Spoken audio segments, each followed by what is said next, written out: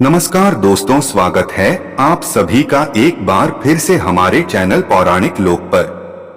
जयंती मंगला काली, भद्रकाली कपालिनी, दुर्गा क्षमा शिवा धात्री, स्वाहा स्वधा नमोस्तुते।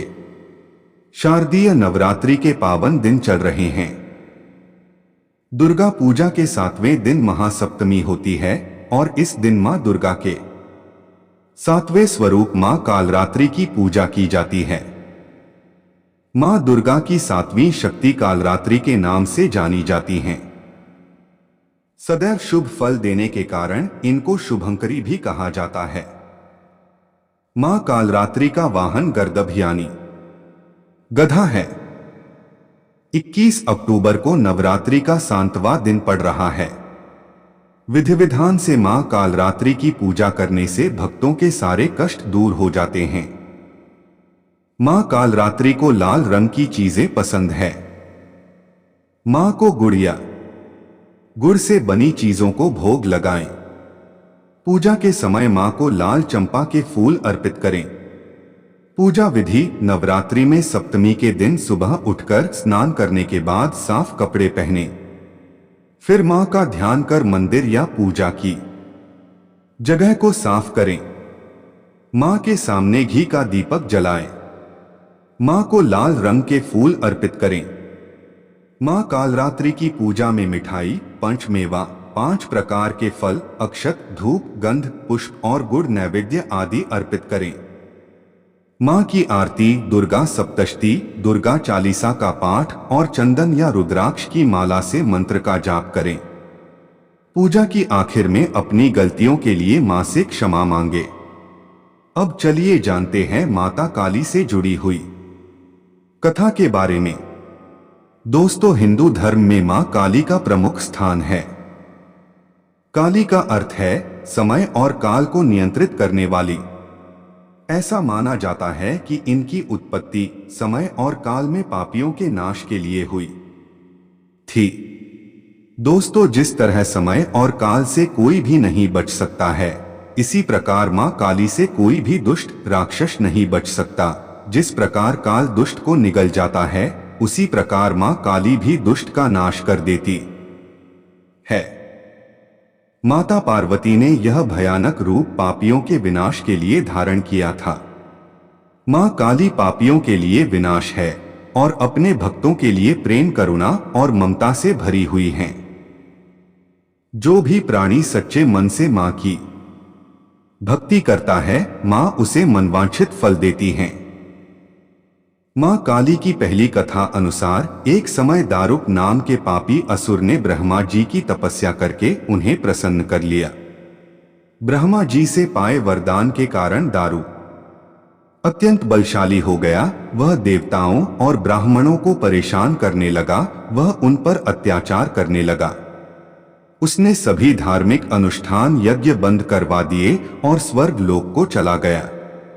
सभी देवता विचलित होकर ब्रह्मा जी और विष्णु जी के पास सहायता मांगने के लिए चले गए।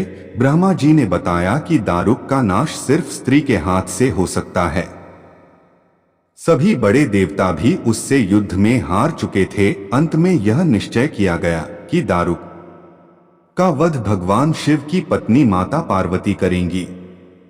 भगवान शिव ने अपना तीसरा नेत्र खोलकर भयानक और प्रचंड महाकाली को जन्म दिया। उनका शरीर काले रंग का था और मां काली के माथे पर तीसरा नेत्र और चंद्ररेखा थी। उनके हाथों में त्रिशूल और कई प्रकार के अस्त्र शस्त्र थे। महाकाली के प्रचंड रूप को देखकर सभी देवता थरथर कांपने लगे और वहां से भागने लगे। युद्ध में दारुक महाकाली से पराजित हुआ और इस तरह उस दुष्ट का अंत हुआ। महाकाली के भयानक रूप से चारों तरफ अग्नि की भयानक लपटें उत्पन्न हो गई। महाकाली के क्रोध को सिर्फ भगवान शिव ही रोक सकते थे, इसीलिए उन्होंने एक बालक का अवतार लिया।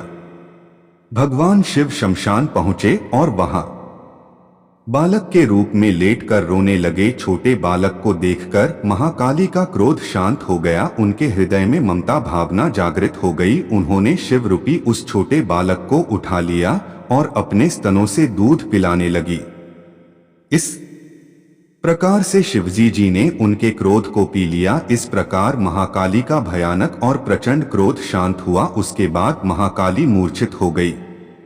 उन्हें होश में लाने के लिए भगवान शिव ने तांडव नृत्य किया। होश में आने पर वह पुनः माता पार्वती के रूप में आ चुकी थी। माता पार्वती भगवान शिव का नृत्य देखकर नृत्य करने लगी, जिसके कारण उन्हें योगिनी के नाम से भी पुकारा जाता है। इसके अलावा महाकाली ने महिषासुर, चंडमुंड, रक्तबीज, शुंभ निशुंभ जैसे राक्षसों का वध किया है और 10 महाविद्याओं में से महाकाली प्रथम महाविद्या है। मित्रों, यह थी महाकाली की पहली कथा। बोलिए जय मां कालिका, जय हो जगत जननी मां जगदम्बा। मित्रों, अब सुनते हैं काली या चंडिका माता द्वारा रक्तबीज वध की कथा। रक्तबीज का अर्थ होता है रक्त से निकले हुए बीज, अर्थात रक्त से उत्पन्न होने वाला एक नया जीव। रक्तबीज एक विशालकाय और बलशाली दैत्य था। पौराणिक कथा अनुसार रक्तबीज और महाकाली की लड़ाई हुई थी, जिसमें माता पार्वती ने महाकाली का रूप धारण कर रक्तबीज का वध किया था। रक्तबीज बहुत शक्तिशाली था। उसका वध सभी देवता मिलकर भी नहीं कर पा रहे थे। रक्तबीज ने शिवजी को प्रसन्न करके वर प्राप्त किया था।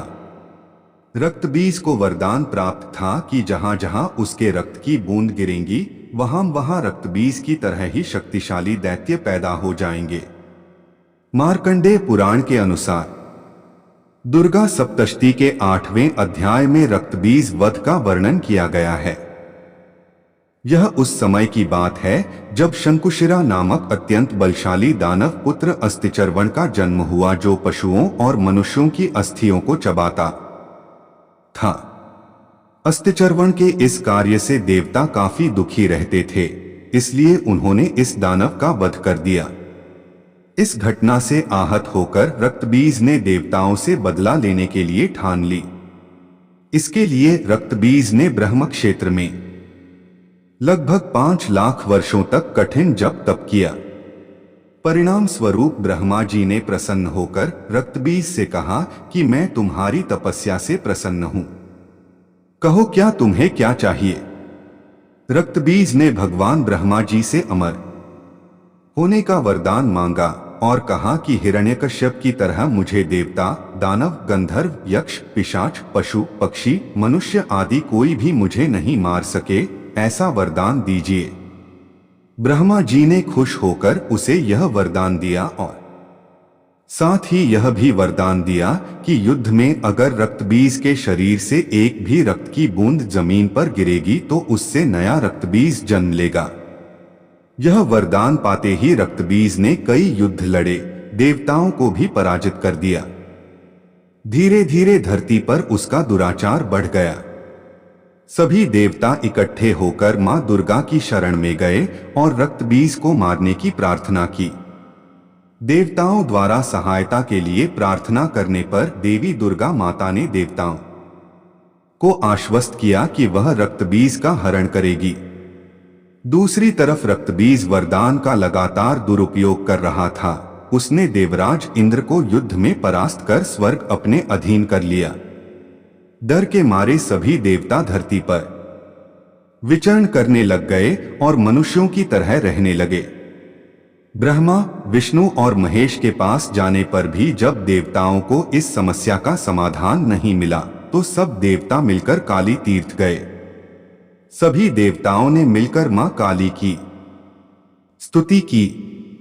प्रसन्न होकर मां दुर्गा ने देवताओं को दर्शन दिए और जिस स्थान पर देवताओं द्वारा मां काली की स्तुति की गई, उस स्थान को काली तीर्थ के नाम से जाना गया। देवी दुर्गा ने रक्तबीज का संहार करने का वचन दिया। देवताओं के कहने पर नारद मुनि रक्तबीज के पास गए और कहा कि कैलाश पर्वत के ऊपर भगवान शिव का वास है। इस दुनिया में सिर्फ भगवान शिव ही एक ऐसे हैं जो आपकी आज्ञा का पालन नहीं करते हैं और उन्हें आपका कोई डर नहीं है, साथ ही उन्हें कोई नहीं जीत सकता। आगे नारद मुनि रक्तबीज को बताते हैं कि तीनों लोकों के देवता भगवान शिव बहुत धैर्यवान है, उन्हें क्रोध नहीं आता है। और वहां पर एक बहुत ही सुंदर देवी भी रहती है जिनका नाम पार्वती है। यह सब सुनकर रक्तबीज ने शिव जी को छलने की योजना बनाई और रक्तबीज माता पार्वती का रूप धारण करके भोलेनाथ के पास गया, लेकिन भगवान शिव तुरंत ही उसे पहचान गए और श्राप दिया कि जिस माता कालिका का तुमने वेश धारण किया है वही माता तुम्हारा संहार करेंगी। ऐसा सुनकर उसने स्वयं को अपमानित महसूस किया और तुरंत वहां से अपने दरबार में आ पहुंचा और अपने साथी राक्षसों से मंत्रणा की। सभी साथियों से मंत्रणा करने के पश्चात रक्तबीज ने राक्षसों को आदेश दिया कि जाओ तुम पार्वती को लेकर आओ, और अगर पार्वती नहीं आए तो उसे जबरदस्ती लेकर आना और बाकी बचे राक्षसों के साथ मिलकर रक्तबीज देवताओं से युद्ध करने लग।